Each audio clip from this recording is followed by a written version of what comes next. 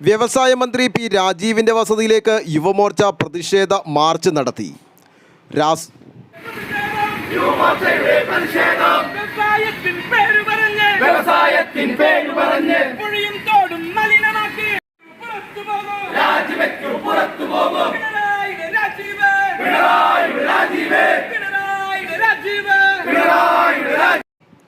രാസമാലിന്യം പെരിയാറിലേക്ക് ഒഴുക്കുന്ന കമ്പനികളുടെ പ്രവർത്തന അനുമതി റദ്ദാക്കുക, മത്സ്യത്തൊഴിലാളികൾക്കും കർഷകർക്കും സർക്കാർ നഷ്ടപരിഹാരം നൽകുക, പുഴകളും കായലുകളും സംരക്ഷിക്കുക എന്നീ ആവശ്യങ്ങൾ ഉന്നയിച്ചുകൊണ്ടാണ് വ്യവസായ വകുപ്പ് മന്ത്രി പി രാജീവിന്റെ വസതിയിലേക്ക് യുവമോർച്ച എറണാകുളം ജില്ലാ കമ്മിറ്റിയുടെ നേതൃത്വത്തിൽ പ്രതിഷേധ മാർച്ച് നടത്തിയത്.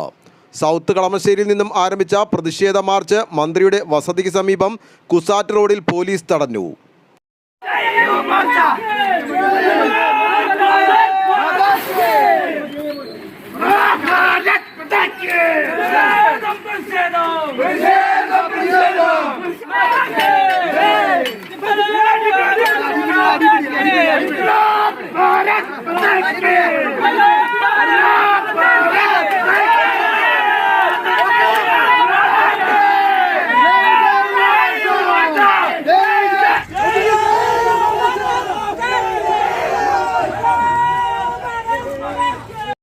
തുടർന്ന് നടന്ന പ്രതിഷേധ യോഗം യുവമോർച്ച സംസ്ഥാന ജനറൽ സെക്രട്ടറി ദിനിൽ ദിനേശ് ഉദ്ഘാടനം ചെയ്തു. ഇതിനു മുൻപ് ഇത്തരത്തിലുള്ള അനുഭവം ഉണ്ടായപ്പോൾ, മലിനജലം തുറന്നുവിട്ട് ഇത്തരത്തിലുള്ള അനുഭവം ഉണ്ടായപ്പോൾ മീനുകൾ ചത്തുപൊങ്ങിയത് രാസമാലിന്യം കൊണ്ട് അല്ല, പുഴയിലെ ഓക്സിജൻ കുറഞ്ഞുകൊണ്ടാണ് മത്സ്യങ്ങൾ ചത്തുപൊങ്ങിയപ്പെട്ടവരെ. ഈ സംഭവം ഉണ്ടായതിനു ശേഷം, കഴിഞ്ഞ ദിവസം ഈ സംഭവം ഉണ്ടായതിനു ശേഷം നിങ്ങൾ മാധ്യമങ്ങളിൽ, പ്രമുഖ മാധ്യമങ്ങളിൽ ഉൾപ്പെടെ ദൃശ്യങ്ങൾ കാണിച്ചതാണ്.